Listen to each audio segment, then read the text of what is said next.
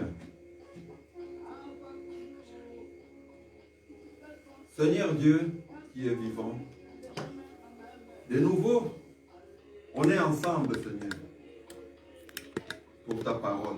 C'est toi, Seigneur, qui nous avais recommandé. C'est ta recommandation d'aller partout dans le monde, d'annoncer la bonne nouvelle. Et puis il a dit, celui qui croira et sera baptisé sera sauvé. C'est une recommandation, Seigneur. Tu ne changes pas. Seigneur, nous avons l'auditoire, tant visible qu'invisible à distance. Mais ta main, Seigneur, soutient le monde. Partout où chacun est, Seigneur, qui est là. Ce que je demande, Seigneur, que ceux qui ont des difficultés dans leur vision, qui retrouvent la guérison. Ceux qui ont des difficultés, Seigneur, dans leurs entendements, qui soient guéris. Ceux qui ont des complications dans des cancers, je ne peux citer les maladies. Il y en a qui sont dans les hôpitaux, ils sont dérangés par les démons qui traversent ce monde. Au nom de Jésus, nous prenons autorité. Partout où ils sont, Seigneur, que ta main se manifeste, qu'ils retrouvent guérison, que ton nom soit sanctifié partout, parce que c'est toi le témoignage. On est ici, Seigneur, pour ta parole. Viens de nouveau, Seigneur, nous joindre de ta présence. Ceux qui vont écouter, ceux qui vont parler, soient manifestés. C'est toi l'unité, Seigneur. Loin de nous, Seigneur, toute carence de monde. Loin de nous, Seigneur, toute fuite de pensée. Loin de nous, Seigneur. Loin de notre auditoire, tant visible qu'invisible, Seigneur. Une complication dans l'audition. Sois manifesté, Seigneur, c'est que ceux qui sont distraits, Seigneur, retouchent leur cœur, qui se sentent pressés, comme ce qui est arrivé à tes disciples quand il est ressuscité sur le chemin de Maouss. Ils se sont dit, n'est-ce pas que nous nous sentions brûler au-delà de nous quand il nous parlait, Seigneur, que tous ceux qui sont appelés dans ta parole, qui se sentent brûlés, à partager avec nous ces moments. Ce n'est pas un nombre qui sont venus voir, mais ils sont venus écouter ta parole qui est la vie. Sois manifesté au nom puissant de Jésus. Amen. Regarde un peu l'image. Bien-aimés dans le Seigneur, devant nous, nous voyons une image qui est à Paris. Cette image, c'est une image qui est parlée dans les livres de l'Apocalypse au chapitre 17.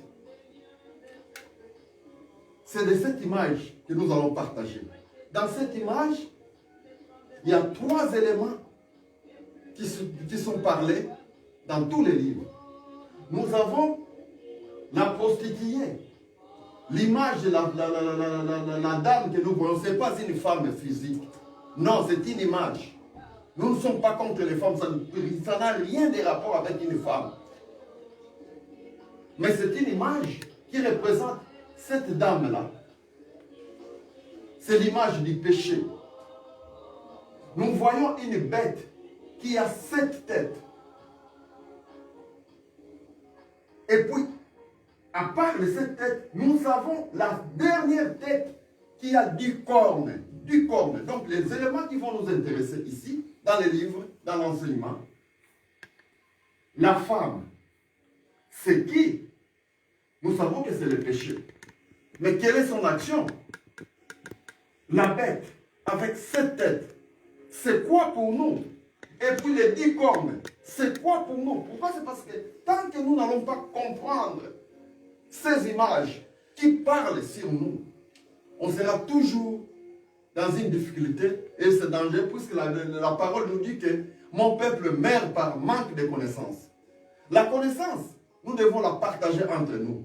C'est ce qui va nous aider à avancer dans notre chemin de la foi. Nous sommes appelés à cela. Alors, du coup, nous allons ouvrir notre livre. Vous avez vu l'image, il y a la femme. Elle a une coupe dans la main. Voyez bien cette coupe-là dans sa main. Voyez la femme, elle a une coupe. Voyez la bête, elle a 7 têtes. Mais voyez la dernière tête, la 7e, elle a 10 cornes. Pourquoi la dernière doit avoir 10 cornes? Qu'est-ce que cela signifie pour nous aujourd'hui dans les temps que nous traversons? Est-ce que nous vivons déjà Déjà les moments où ces 10 cornes sont manifestés. Lisons-les directement les Écritures, reprenons les Écritures comme ça, nous partageons avec vous ces moments.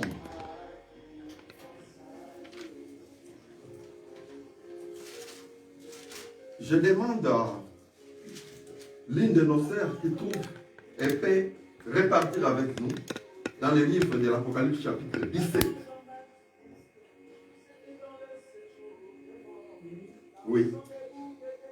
Puis, un des 7 anges qui tenait les 7 coupes vint, et il m'adressa la parole en disant, « Viens, je montrerai le jugement. Je te montrerai le jugement de la grande prostituée qui est assise sur les grandes eaux. » Voilà. On va avancer petit à petit. C'est le livre, c'est l'enseignement que nous allons passer aujourd'hui. Et l'un des 7 anges qui tenait les 7 coupes s'avança et me parla en ces termes. Viens, je te montrerai le jugement de la grande prostituée qui réside au bord des océans. Suivez bien les mouvements. Il y a Jean. Jean dit il y a l'un des 7 anges. Mais nous repartons de nouveau pour repartir au début dans les livres de l'Apocalypse chapitre 5. C'est là où Jean, il avait vu au milieu du trône un agneau qui avait 7 cornes et 7 yeux. C'était les 7 esprits de Dieu. Qu'est-ce que je veux dire? Suivez bien les mouvements. Les 7 cornes et les 7 yeux, qui sont les 7 esprits de Dieu. Jean avait vu Christ dans l'éternité. Quand Christ est venu dans le temps, dans ce monde, Dieu l'a introduit dans ce monde. Nous l'avions expliqué. Jean-Baptiste, quand il a vu, il a dit, voici l'agneau de Dieu qui ôte le péché du monde. Maintenant, Christ, quand il est mort, quand il est ressuscité, nous parlons maintenant, je vais d'abord vous faire voir pourquoi l'un des 7 anges qui tenait les 7 coupes, l'un des 7 anges, il y a 7 esprits, l'agneau que nous voyons, Christ, dans l'éternité, quand on l'a vu avec, comme un agneau, avec 7 cornes. Mais voyez maintenant, il y a une chose. Quand on parle d'un ange, on parle du concept ange. Dès que l'ange veut dire messager, l'envoyé. Donc quand on quitte l'éternité, on vient dans ce monde, on est introduit dans ce monde, c'est là où on parle de l'ange, l'envoyé, le messager. Donc c'est même Christ-là. Qu'est-ce que je vais expliquer par là? Vous savez vous-même, Christ, quand il est ressuscité, c'était une figure. Quand il est ressuscité, nous avons trouvé les figures dans le passé. Voyons un peu l'arche de Noé. L'arche de Noé. Noé a été justifié comme le seul juste en son temps. Noé, son arche. Il était justifié comme le seul juste. Dieu l'a appelé le seul juste en son temps. Il devrait se sauver, lui et sa famille. Alors, qu'est-ce qui s'est passé? L'arche est restée ouverte pendant 7 jours. Le premier jour, le deuxième jour, le troisième jour, le quatrième jour, le cinquième jour, le sixième jour et le septième jour. Après le septième jour, la pluie a commencé. C'est Dieu qui est venu fermer les portes de l'arche. Je veux dire, l'arche de Noé, c'est le corps de Christ quand il est ressuscité. C'est là où nous entrons dans son corps, par la foi à l'évangile. L'arche de Noé, qu'est-ce qui se passe? Christ, c'est le seul juste qui est ressuscité. C'est lui, Noé c'était sa représentation. Mais Christ, c'est lui aussi qui représente cette arche-là. Pourquoi? C'est parce que nous entrons dans son corps. Dans le corps mystérieux de Christ. C'est là où nous entrons par la foi. Alors, il y a un peuple qui entre le premier jour, il y en a qui entrent le deuxième jour, il y en a qui entrent le troisième jour, jusqu'au septième jour. C'est là, de là que je parle. L'agneau qu'on avait vu, il avait 7 têtes, il avait 7 cornes et 7 yeux, qui sont les 7 esprits de Dieu envoyés sur toute la terre. Cela veut dire Christ, pour se manifester à son église, il se manifeste en 7 temps. Comment je peux encore vous faire voir ça? Dieu, voyez dans le livre de Genèse, chapitre 2, Le verset premier. Est-ce qu'on peut nous lire ça? Comme ça, on va un peu voir. Avant d'entrer à ce que nous voulons expliquer. Chapitre 2, verset premier. Voyons dans la création. Vous pouvez nous lire, sœur? Ainsi fut achevé les cieux et la terre et toutes les armées. Oui. Dieu acheva au 7e jour son œuvre qu'il avait faite et il se reposa au 7e jour de toute son œuvre qu'il avait faite. Ok. Dieu, quand il a créé les premiers jours, les deuxièmes jours, les troisièmes jours, les septièmes jours, tout était achevé, c'était le repos pour Dieu. Les huitièmes jours n'existaient pas. Les huitièmes jours, ou quand on peut l'avoir, les huitièmes jours, on ne peut l'entrer qu'en croyant par la foi. Pourquoi? C'est parce que si je parle du huitième jour, vous verrez, l'apôtre Paul en a parlé. Comme juste c'est pour ouvrir notre point. Nous allons parler de... Nous parlons sur l'Apocalypse 17, mais on ne peut pas directement aller comme ça sans que vous ayez compris ce que nous voulons voir. Et vous pouvez juste nous lire le livre d'Hébreux, chapitre 4, verset 4. C'est juste pour faire une lumière.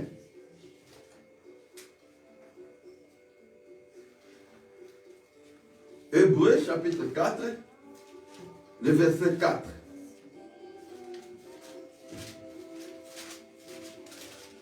Je peux vous le lire?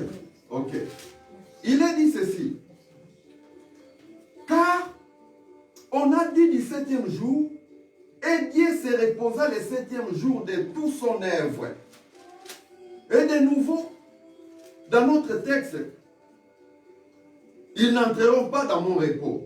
Dans le verset 10, car c'est lui qui entre dans le repos préparé par Dieu, il se repose de son œuvre. Et pour la bénédiction de Dieu est derrière lui. Vous pouvez nous lire ça, le verset 10 d'Hébreux. Vous êtes là, chez vous? Dans votre version. Alors, Car celui qui entre dans le repos de Dieu se repose de ses œuvres, comme Oui. Dieu s'est reposé des siennes. Oui, voilà. Mais dans le verset 4 maintenant, qu'est-ce dit le verset 4? Hébreux 4, 4. Car il a parlé quelque part ainsi du septième jour, et Dieu se reposa de toutes ses œuvres le septième jour, et ici encore, ils n'entreront pas dans mon repos. Continue. Or, puisqu'il est encore réservé à quelques-uns d'y entrer, et que ceux à qui d'abord la promesse a été faite n'y sont pas entrés à cause de leur désobéissance, Dieu fixe de nouveau un jour aujourd'hui en disant: David, si longtemps après, comme il était dit plus haut, aujourd'hui, si vous entendez sa voix, n'endurcissez pas vos cœurs. Car si Josué leur eût donné le repos, ils ne parleraient pas après cela d'un autre jour. Il y a donc un repos de sabbat réservé au peuple de Dieu, car celui qui entre dans le repos de Dieu se repose de ses œuvres comme Dieu s'est reposé des siennes. Amen. Voyez, Dieu, quand il a créé le monde, le septième jour, Dieu se reposa. Mais Dieu parle encore d'un autre repos. Là, c'est l'apôtre Paul, sous l'inspiration du Saint-Esprit, qui nous explique. L'apôtre Paul dit, quand Dieu parlait au peuple d'Israël, Dieu a dit que le peuple d'Israël, à travers David, qu'il n'entrera pas dans son repos. Or, si réellement Josué leur avait conduit dans ce repos, Dieu n'aurait plus parlé à David. Donc, cela veut dire, l'apôtre Paul est en train de faire voir. Il y a un repos, il y a un jour nouveau qui est appelé aujourd'hui, qui est réservé pour le peuple de Dieu. Mais cet aujourd'hui-là, ce n'est pas dans le temps. On entre dans cet aujourd'hui-là, c'est un jour éternel, qu'on entre dans la foi en Jésus-Christ. C'est de là où nous allons voir maintenant cette bête que nous allons voir. La bête ici, nous allons voir, il a tout ce que nous voyons. Quand nous voyons les images que nous voyons, oui. Quand nous voyons les images que nous voyons pour cette bête, voyez très bien, suivez comme nous allons partir. Vous verrez qu'il y a 1, 2, 3, 4. La cinquième tête, c'est elle qui a correspondu, qui correspond jusqu'au moment où les péchés étaient jugés sur la croix. Et puis vous verrez, il y a 2 têtes qui vont dans les nouveaux jours. C'est de ça que nous voulons expliquer. Vous voyez cette bête, elle doit doit pas vous étonner. Vous verrez, il y a 1, 2, 3, 4, 5 têtes. Ces royaumes-là, c'était un royaume qui a existé quand Jésus était mis sur la croix. Christ est mort. Quand il est ressuscité, vous verrez, il y a 2 têtes. La 6e et la 7e qui a 10 cornes qui sont manifestes jusqu'à aujourd'hui. Mais c'est ce que nous allons voir. Nous allons l'éclairer. Nous allons parler de ça à la lumière de la parole de Dieu. Réalisons les Écritures dans le livre d'Hébreux. Nous allons avancer. Alors, c'est qu'on voulait vous faire voir dans les jours nouveaux que j'ai parlé. J'ai parlé. Il y a Jean, quand il est là, il voit un ange, l'un de 7 anges. L'un de 7 anges-là, c'est l'esprit de Jésus. Ne vous étonnez pas, l'esprit de Jésus, quand il est dans l'éternité, on a parlé de l'esprit de Jésus. Quand il vient dans les temps, nous parlons d'un ange, C'est comme quand la trompette, les 7 trompettes. Les 7 trompettes là, 7 anges avec 7 trompettes. C'est juste les 7 esprits de Jésus, envoyés sur toute la terre. Mais quand ça vient dans le temps, nous parlons de 7 anges. Mais quand on les voit dans l'éternité, ce sont les 7 esprits. C'est comme les enfants de Dieu aujourd'hui. Les enfants de Dieu, quand ils sont dans l'éternité, dans Job 38, 4, 5, c'est cela où Dieu avait demandé à Job. Vous pouvez nous laisser. Vous êtes prêts pour le livre de Job? Nous essayons d'ouvrir comme ça, on va aller ensemble. Le livre de Job, chapitre 38, versets 4 à 7. Il y a Dieu qui demande à Job. On y va. Pardon. Oui. Alors, chapitre 38. Oui. Oui, vous me disiez, vous prenez votre temps comme ça, on fait. Oui, versets 4 à 7. 4 à 7. Oui.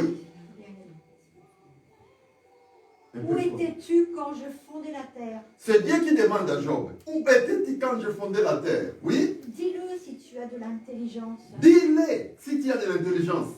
Qui Oui. en a fixé les dimensions, le sais-tu? Ou qui a étendu sur elles des cordeaux? Sur quoi ces bases sont-elles appuyées? Ou qui en a posé la pierre angulaire? Le verset 7. Alors que les étoiles du matin Alors que les étoiles du matin éclataient.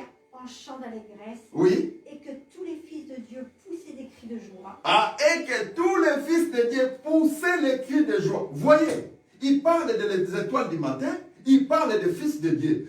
Nous étions, quand nous étions à l'éternité, nous étions des fils de Dieu.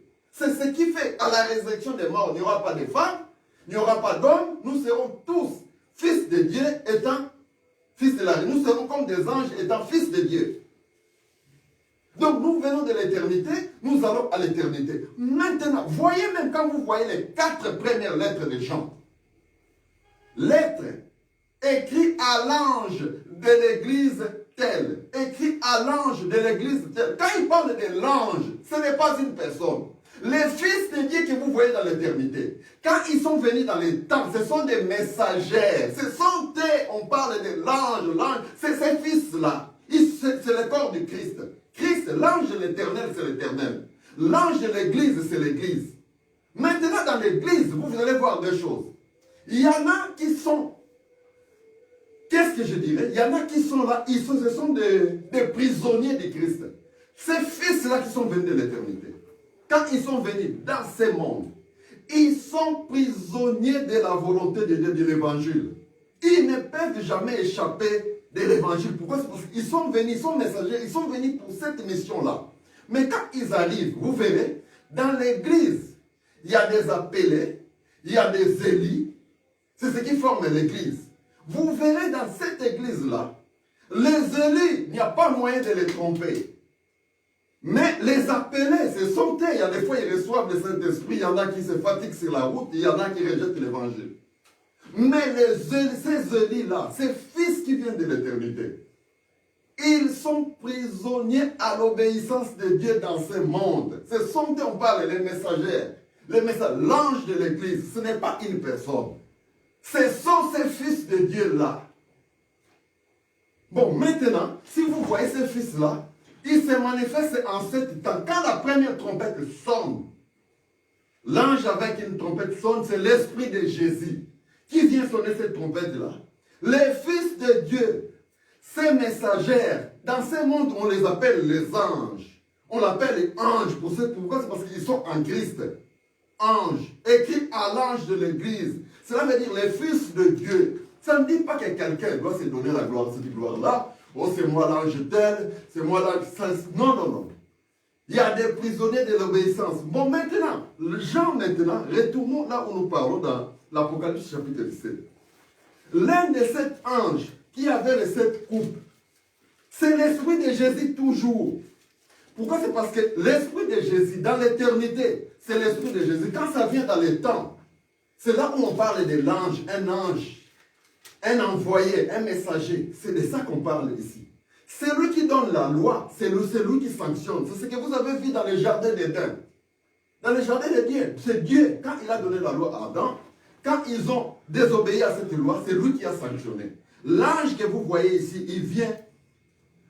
Et l'un des sept anges qui tenait les sept coupes s'avança vers moi. C'est un ange qui tenait la coupe pour déverser dans le monde. Quand l'évangile est prêché, c'est l'évangile, c'est la trompette qui est sonnée, qui sonne des rassemblements.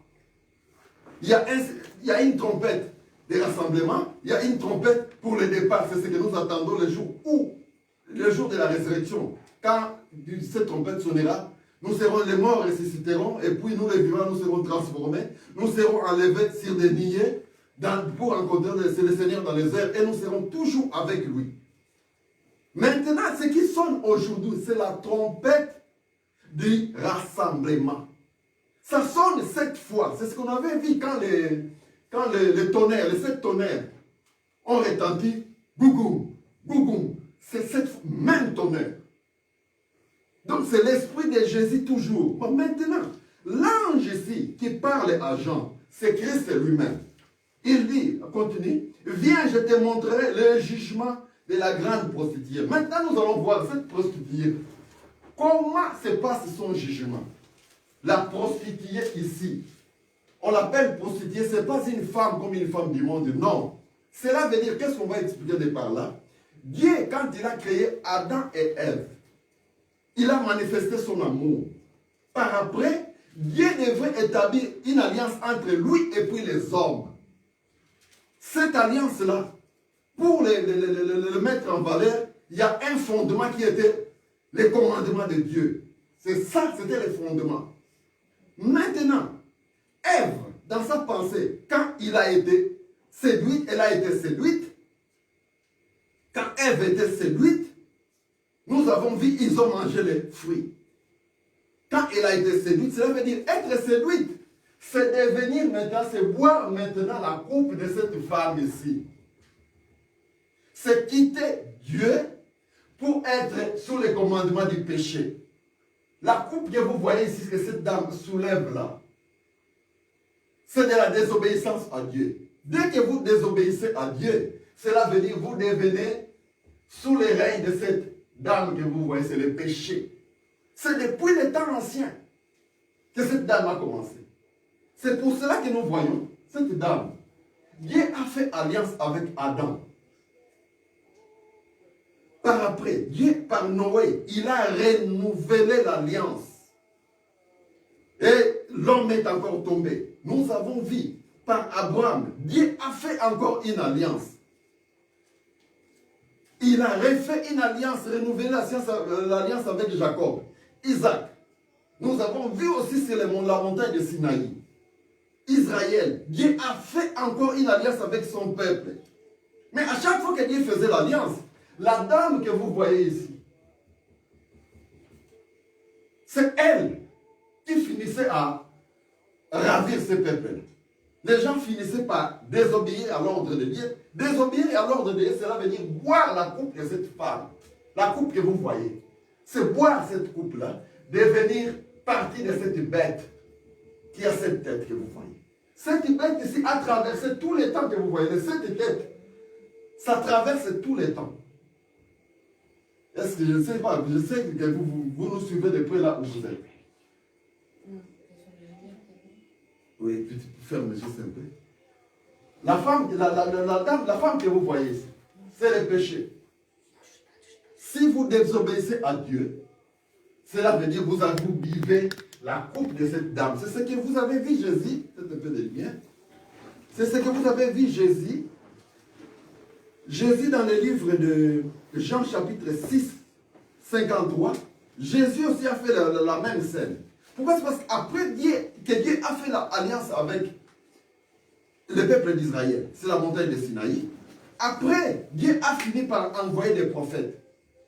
Jérémie est venu pour informer maintenant le peuple, la créature de Dieu, que Dieu va faire une autre alliance. Mais la nouvelle alliance qu'elle va faire, elle sera mise dans le cœur des gens. Elle sera inscrite dans le cœur des gens. C'est ce que nous voyons aujourd'hui avec Jésus. Ceux qui sont nés de l'Esprit de Dieu. Amen.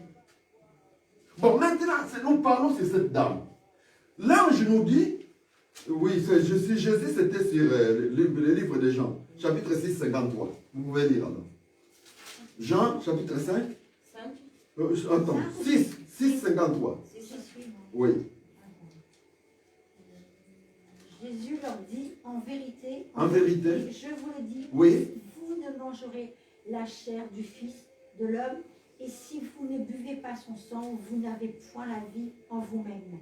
Si vous ne mangez pas la chair du Fils de l'homme, si vous ne buvez pas son sang, vous n'aurez pas part au royaume de Dieu. Donc il faut manger la chair de Jésus, il faut boire le sang de Jésus. C'était une parole compliquée et les groupes se divisaient. Les gens n'avaient pas compris le sens de cela. Mais écouter l'évangile, croire à l'évangile, c'est ça boire la chair de Christ. C'est ça manger de son sang. C'est ça.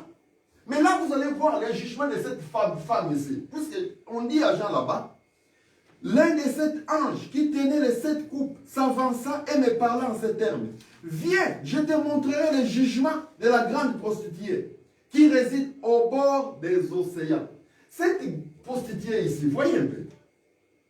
Elle réside au bord des océans. C'est près du sable à côté des océans. Quand vous voyez le sable à côté des océans, Dieu avait dit à Abraham, ta descendance sera comme les sables au bord de la mer. Vous allez voir maintenant cette dame. Là où Dieu fait l'alliance avec un peuple, c'est là où cette dame, c'est là où elle va aller manifester sa prostitution. Donc sa prostitution, cela veut dire, c'est comme on a vu avec Adam et Ève. Quand Dieu avait dit, vous ne mangerez pas, le jour où vous mangerez, vous mourrez. C'est là où on a vu, Adam a transmis à Ève. Ève ayant reçu la loi de Dieu dans sa pensée, elle a désobéi.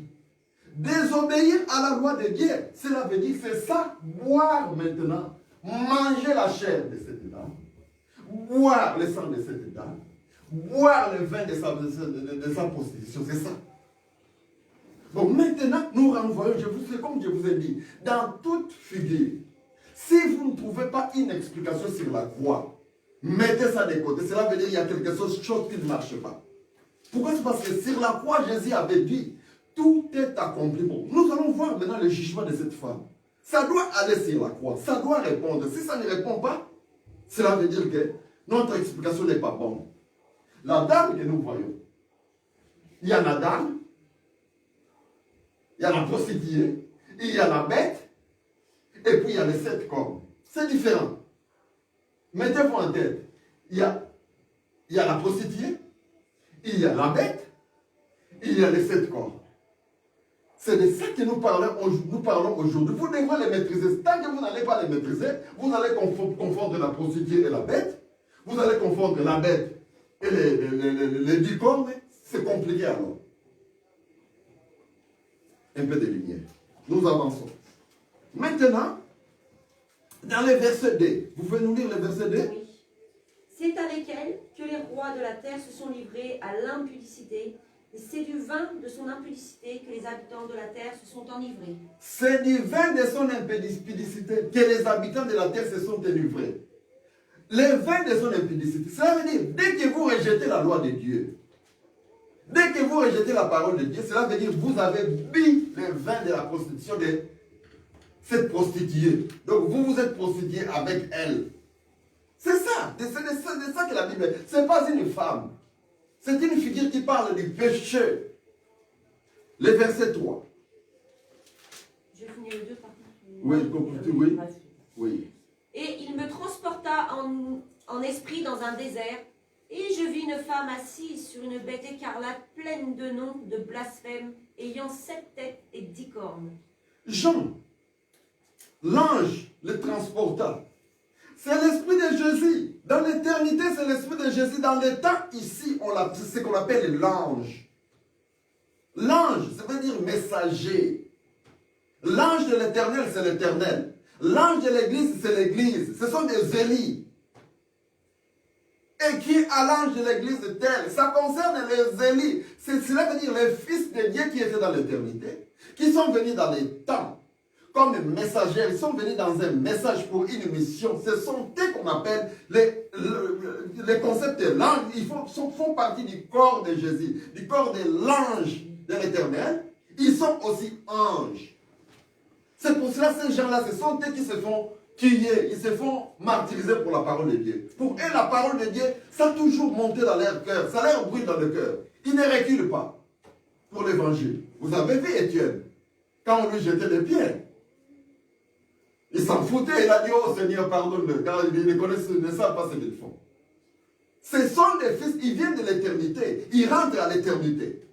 C'est ça le problème. Maintenant, cette dame, cette prostituée, continuons un peu, le verset 4, on a fini? Oui. 4. Cette femme était vêtue de pourpre et d'écarlate, et parée d'or et de pierres précieuses et de perles. Oui. Elle tenait dans sa main une coupe d'or remplie d'abominations et d'impuretés, de sa prostitution. Un peu de... Jouez-nous un peu sur la lumière, s'il vous plaît. Voyez la coupe ici. Elle a une coupe. Voyez cette dame. La coupe qu'elle a. Christ en a aussi soulevé. Ceci est mon corps. La nouvelle alliance, elle est garantie par mon sang. Il faut manger mon corps, il faut boire mon sang. L'alliance est garantie par mon sang. Il a soulevé la coupe de la nouvelle alliance. Or, cette dame ici, cette coupe ici, c'est l'alliance, c'est cette alliance-là de la coupe. Dès que vous rejetez la loi de Dieu, la loi de Dieu,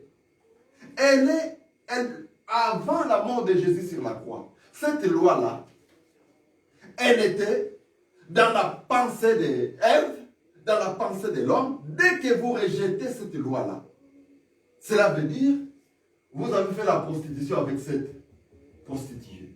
Vous devenez partie de la bête que vous voyez ici. Nous continuons, oui. Là, c'est bon déjà, on peut continuer. Si tu y arriveras, ça va. Alors, on continue. Alors,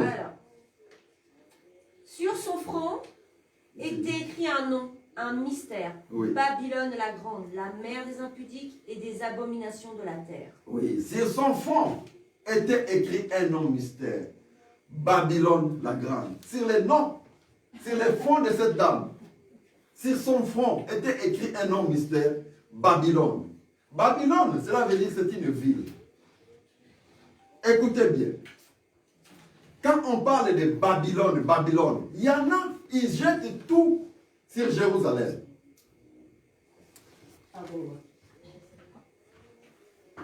Il y en a qui jettent tout seulement sur Rome. Non.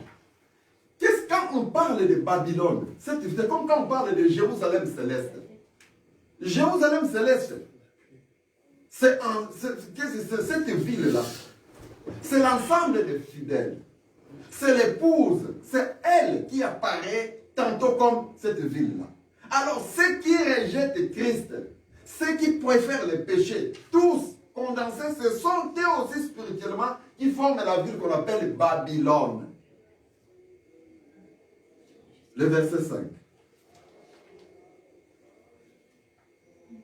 Je vis cette femme ivre du sang des saints, du sang des témoins de Jésus, et en l'envoyant, je fus saisi d'un grand étonnement. Jean ayant vu cette femme-là, la femme était ivre. Écoutez bien. J'ai vu la femme ivre des sang des saints et des témoins de Jésus. À sa vie, j'ai resté confondu. Vous savez, c'est comme je vous ai dit. Les saints, les témoins de Jésus, ce sont des fils de Dieu dans l'éternité et sont messagers quand ils viennent dans ce monde. Pour eux, se faire outiller pour l'évangile, ce n'est pas un problème pour eux. Ce sont des personnes qui viennent pour cette mission-là. Tout est guidé par Dieu dans leur vie. Bon, maintenant, ils voient cette femme-là. Elle est ivre. J'ai vu la femme ivre des sang des saints. Cette femme, elle est ivre des sang des saints. Vous voyez? Continuons. L'ange me dit, pourquoi t'étonnes-tu? Je te dirai le mystère de la femme et de la bête qui la porte et qui a les 7 têtes et les 10 cornes. Continue. La bête que tu as vue était, et elle n'est plus. Elle doit monter de l'abîme et aller à la perdition. Et les habitants de la terre, ceux dont le nom n'a pas été écrit dans les fondations du monde dans le livre de vie, s'étonneront en voyant la bête parce qu'elle était et qu'elle n'est plus, et qu'elle reparaîtra. Oui. Oui, c'est ça, pardon. Voilà, vous pouvez vous arrêter là. Suivez maintenant de près ici. La bête que tu as vue était, elle n'est plus. Elle va monter de l'abîme et s'en aller à la perdition. Suivez maintenant, on est là où on devrait arriver. Vous savez, il y a une chose, avant de toucher ce point, si nous rentrons dans le livre de Genèse, chapitre 3, vous allez voir, il y a quelque chose que Dieu avait dit dans le Genèse chapitre 3, verset 15. Voyez un peu cet accomplissement. C'est de ça que nous allons parler ici. Genèse chapitre 3 au verset 15. Il est dit, je mettrai l'inimitié entre toi et la femme. C'est Dieu qui parle au serpent. Entre ta postérité et sa postérité.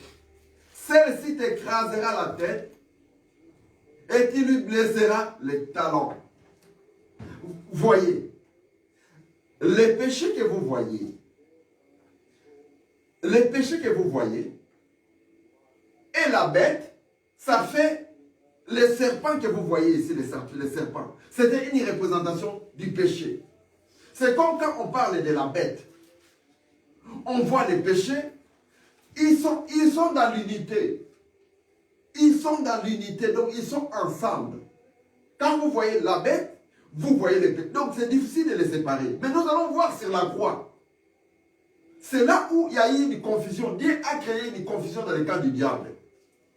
La bête s'est mise à attaquer les péchés. S'est mise à attaquer cette femme. Nous allons voir cette confusion. Mais nous avons vu que l'accomplissement de cette parole, c'est sur la croix que les péchés, les serpents, a mordu les talons de Christ. Christ est devenu péché. Quand Christ est devenu péché, étant devenu la loi, en donnant son corps, quand on a détruit son corps, la tête du serpent s'était écrasée. Cela veut dire la tête du serpent, les péchés, son pouvoir, c'était dans la loi. C'est la loi qui donnait au péché les pouvoirs. Et puis, la mort, sa force, c'est les péchés, sa force, c'est la loi. La loi, c'était la tête du serpent. C'est pour ça que c'est la croix. Christ, en donnant son corps, c'était devenu la loi. Quand l'épée du Seigneur, quand Christ est mort, la loi dans ses règlements, tout est tombé. C'est pour les péchés. C'est la tête qui était écrasée. Maintenant, il est resté la queue. C'est resté maintenant la queue. C'est avec la queue qu'il a entraîné les étoiles du ciel. Sur la croix, c'est là où la tête du serpent s'est écrasée. Quand Christ, sur la croix, en donnant son corps, quand on a détruit son corps, c'était devenu la loi.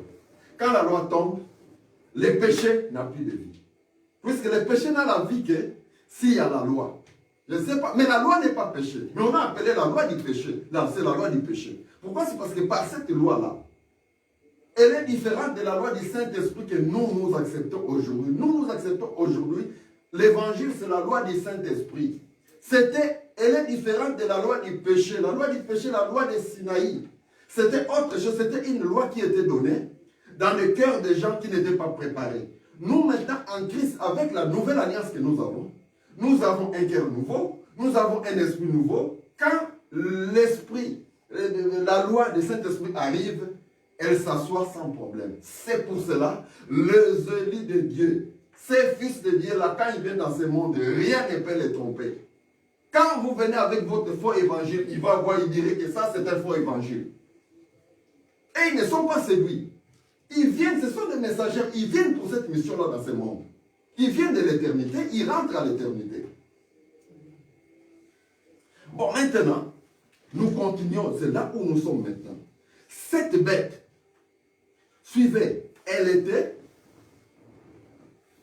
elle n'est plus, elle va remonter de la Bible. On parle de la bête. Maintenant, qui est cette bête-là? Suivez bien. Quand on voit la bête, vous pouvez un peu la lumière, s'il vous plaît. Nous ne parlons pas de la femme. Mais la femme et la bête sont une seule personne. Mais sur la croix, c'est là où la confusion est arrivée dans le camp du diable. Il y a 5 têtes. 7 têtes plutôt, ce sont les 7 royaumes. Ces 7 royaumes-là, la 5e, c'est elle qui a dominé quand Jésus est venu. Sur la croix, c'était l'Empire romain qui était en ce temps-là. Pourquoi? C'est parce que, si vous voulez, voyons un peu directement un peu de lumière. Voyons l'Apocalypse chapitre 13. Comme ça va directement nous mettre 13, verset 3. Oui. Et je vis l'une de ses têtes comme blessée à mort, mais sa blessure mortelle fut guérie. Et toute la terre était dans l'admiration derrière la bête. Amen. Il faut être dans la lumière, s'il vous plaît. Jean, il y a Jean qui dit là, dans l'Apocalypse 13, j'ai vu l'une de ses têtes étant blessée à mort. Ça va de pair avec ce que Dieu avait dit dans Genèse 3.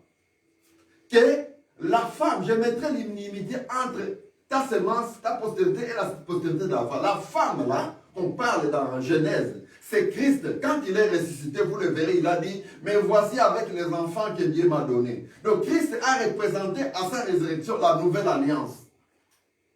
Il a représenté la nouvelle alliance. Maintenant, le serpent, c'est là où la tête du serpent était écrasée, sur la croix. Bon, maintenant, notre problème, nous voulons voir maintenant sur la croix, comment est passé le jugement. Pourquoi? C'est parce que dans l'Apocalypse du 7 chapitre 1er, il est dit, je te montrerai le jugement de la grande prostituée, le jugement de la prostituée. Mais ici, nous parlons de la bête qui était, qui n'est plus, et puis qui va remonter de la Bible. Là, quand on parle de la bête ici, nous voyons les royaumes terrestres. Les royaumes de ce monde. Nous ne parlons pas encore de la femme. Mais n'oubliez pas qu'ils sont une seule personne. Mais vous verrez sur la croix, ils vont se confondre. Dieu a créé une confusion dans les camps de l'ennemi. Continuons. Lisons, on va revenir là-dessus. 9. C'est ici l'intelligence qui a de la sagesse. Oui. Les 7 têtes sont 7 montagnes sur lesquelles la femme est assise. Ce sont aussi 7 rois. 5 sont tombés. Un existe, l'autre n'est pas encore venu, pardon. Et quand il sera venu, il doit rester peu de temps. Ah, voyez, suivez. C'est le moment d'avoir de l'intelligence. Que la sagesse est claire. Les 7 têtes sont 7 montagnes où réside la femme. Ce sont aussi 7 rois. Suivez bien. Le premier roi, le deuxième roi, le troisième roi, le quatrième roi, le cinquième, on dit 5 sont tombés. Suivez bien. 5 sont tombés. Le 6e règne. Le 7e n'est pas encore venu. 5 sont tombés. Vous voyez, qu'est-ce qu'on va expliquer par là? Sur la croix à Golgotha, c'est là où les royaumes terrestres sont tombés. Quand Christ avait dit, il disait en tout moment que mon royaume n'est pas de ce monde. Mon royaume n'est pas de ce monde. Maintenant sur la croix, voyez même quand Christ est mort, quand il est ressuscité, tout pouvoir m'a été donné sur terre ainsi qu'au ciel. Tout pouvoir. Cela veut dire, sur la croix, C'est là où, comme l'apôtre Paul les fait voir, les autorités, les dominations, Christ les avait vaincus dans son cortège de victoire sur la croix. Je ne sais pas si vous nous suivez de près tout comme de loin, mais nous allons revenir là pour en parler. Les 5 qui sont tombés, cela veut dire les royaumes terrestres sont tombés sur la croix. Il y a les 6e qui étaient là. Et puis le 7e, on dit que quand il sera venu, c'est le 7e qui a 10 cornes. Suivez très bien ici. On est là où on devrait arriver. Il y a les royaumes terrestres. Et il y a les royaumes spirituels. Le 6e, c'était un royaume spirituel. Le 7e, c'était un royaume spirituel. Mais les 5 premiers, c'était des royaumes terrestres. Comment vous allez comprendre ça? Voyez l'Israël, le peuple d'Israël, quand il voulait traverser la mer, dès que Moïse avait élevé sa main, la mer s'est ouverte. Le peuple d'Israël, quand il passait, il y avait un peuple, le peuple égyptien qui était aussi parmi eux, on les appelait les Ramassis. Ils traversaient avec eux. Ils étaient collés. Je ne sais pas si vous nous suivez de près là où vous êtes. Ils étaient collés, ils étaient ensemble. Le peuple, les Ramassis étaient là. Maintenant, qu'est-ce que nous voulons faire voir par là? Quand vous allez en Christ, quand nous entrons en Christ, c'est un chemin de la foi. L'Église, ça fait partie des royaumes, ça fait partie du royaume de Dieu. Mais c'est un royaume qui est spirituel. Bon, maintenant, les 5 têtes que vous voyez ici, les 5 têtes ici, ce sont des têtes. Ça pour mission, c'était d'attaquer là où Dieu avait fait l'alliance. Si Dieu fait l'alliance, comme Dieu avait fait l'alliance avec l'Israël, les royaumes de ce monde, qui étaient sous l'emprise de cette prostituée, avaient pour mission de presser le peuple de Dieu à ce que le peuple de Dieu rejette la loi de Dieu dans les cœurs. C'était ça la mission. Maintenant, ici, nous allons voir les 2 têtes ici, 6e. Quand Christ est mort, il est ressuscité. Vous savez comme on avait enseigné. Christ est venu enlever les péchés. Quand il est mort, quand il est ressuscité, l'évangile est prêché. C'est là où nous allons voir maintenant cette bête.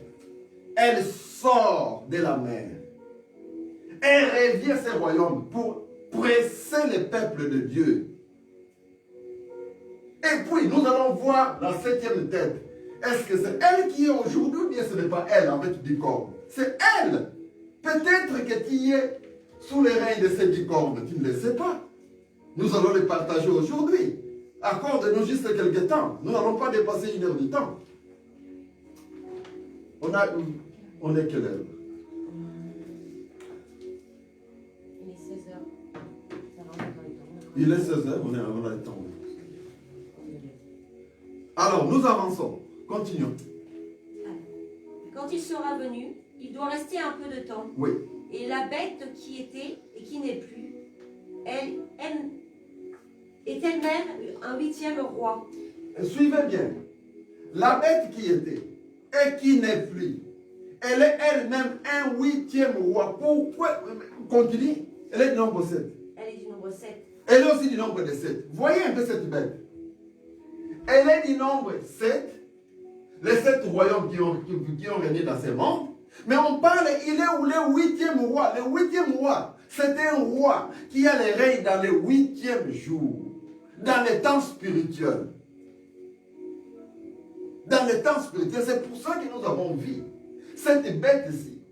Après la mort de Jésus sur la croix, Christ est venu enlever les péchés. Dès que les apôtres avaient commencé à prêcher l'évangile, il y a une tête qui est ressortie. Ce n'était plus les royaumes de ce monde. C'était un royaume spirituel. Excusez-moi du terme, nous avons vu l'église catholique apparaître. Excusez-moi du terme de vous dire ça. C'était juste un royaume, c'était pour contrer l'évangile de Jésus dans le chemin de la foi que nous avons. Et les 10 cornes que vous voyez ici, la tête que vous voyez ici, je ne vous trompe pas, c'est le protestantisme. C'est le protestantisme. Toutes les églises protestantes que vous voyez là, nous allons l'expliquer. Ils sont là pour agresser l'épouse, pour agresser l'église de Dieu. Comme près, vous n'allez pas, vous allez bouder peut-être, mais je vous dis, voyez peut-être, tous les protestants, ils baptisent au nom du Père, Fils et du Saint-Esprit. Ils le font sciemment, ils ne baptisent pas au nom de Jésus. Selon Acte 2:37, les baptêmes, c'était une règle de l'évangile de Jésus. Il y a l'apôtre Paul qui a bien dit sous l'inspiration du Saint-Esprit, un athlète qui participe à la course ne peut gagner le prix que s'il court selon les règles. Ces gens-là, c'est la politique du complot. Ils s'entendent tous pour vous faire disqualifier là où vous êtes. Tant que vous ne serez pas baptisé au nom du Seigneur Jésus, vous êtes déchus de sa grâce. Pourquoi? C'est parce que la règle de jeu, notre frère Antoine, il est là. Je sais que c'est un sportif. Dans le sport, tout comme dans la compétition pour faire la course, c'est lui qui n'a pas couru selon les règles.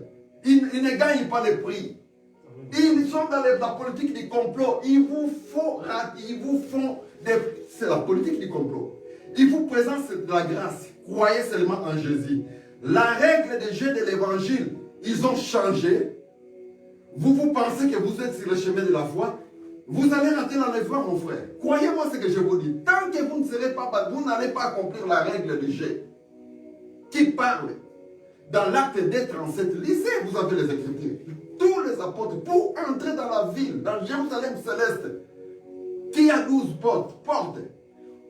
Si vous n'êtes pas baptisé au nom du Seigneur Jésus, vous n'allez pas y entrer. Ces gens-là, les 10 cornes, voyez vous-même. Revoyez. Excusez-moi du terme, nous allons revenir dans nos Écritures. Voyez ces églises. C'est la politique du complot. Vous allez les voir, excusez-moi du terme. Ils sont là, nombreux, vous verrez. Les méthodistes, les anglicans, les pentecôtistes, il y en a de plusieurs sortes de pentecôtistes. Ils prennent les gens, ils disent, vous recevez le Saint-Esprit, ils parlent en langue, ils vous donnent un faux baptême. Cela veut dire la règle de jeu. Cette règle, un athlète qui participe à la course ne peut gagner le prix que s'il court selon les règles. Vous cassez cette règle-là. Vous ne voyez pas que vous êtes au-dessus de la grâce de Dieu. Ils le savent, c'est la politique du complot. Les Church of Christ, les adventistes, les baptistes, les congrégationnistes, les ménonites, les amish, les luthériens, les presbytériens, il y a toute une gamme. Ils sont dans cette politique de complot. Vous allez me dire que les baptêmes, c'est les mêmes baptêmes. Je vous donne un exemple. Quand vous allez dans le livre de Genèse chapitre 4, vous voyez un peu Abraham. Abraham, c'était un soir. Abraham, il avait préparé un sacrifice à donner à Dieu. Il avait fait un autel. Il y a un sacrifice qui devrait être donné. Du coup, vers le soir, les oiseaux du proie sont descendus pour manger cette proie-là. Qu'est-ce qui est arrivé? Comme le feu n'avait pas encore passé sur les sacrifices, Abraham les avait chassés. Mais vous allez nous dire que c'est ce qui est écrit dans le livre de Matthieu, chapitre 27. Mais Matthieu, chapitre 27, c'est vrai? Est-ce que Christ était déjà sacrifié? Non, les sacrifices n'avaient pas encore lié. C'est là où vous verrez quand les apôtres lui avaient demandé, est-ce que nous pouvons déjà aller prêcher? Il leur avait dit non, attendez. Recevez d'abord une puissance venant d'en haut. Enfin, vous serez mes témoins partout dans le monde. Frère, je sais, si tu es réellement fils de Dieu, si tu viens de l'éternité, tu sauras que c'est la politique du complot. Tous les gens ici, ils font une politique du complot. Excusez-moi du terme d'aller plus bien avant, mais nous allons le voir, nous allons y arriver. Continuons un peu, accordez-nous juste 20 minutes. En 20 minutes, on va clôturer avec l'enseignement. Comme ça, on saura mettre les points sur les i. Il doit attendre le droit et un mot de tradition. Oui. Je ne sais plus où j'en étais d'ailleurs, pardonnez-moi. Oui, verset 12. Ah, 12, pardon. Alors, et elle va à la perdition. Voilà. Les 10 cornes que tu as vues sont 10 rois qui n'ont pas encore reçu de royaume, Oui. mais qui reçoivent autorité comme roi pendant 1 heure avec la bête. Avec la bête. Vous mettez un peu de la lumière, s'il vous plaît. Vous voyez, on parle de 10 cornes ici. Ce sont des rois, ce sont des royaumes. Ces royaumes-là, C'est spirituel, ce n'est pas terrestre. Ce sont vos églises où vous êtes. Ces églises dénommées. Ils sont dans une même politique du complot. C'est leur mission. C'est faire la prostitution avec la parole de Dieu. La règle du jeu de l'évangile, c'est de changer cette règle-là. C'est ce que nous allons voir avec la première tête. Lumière. Allons-y.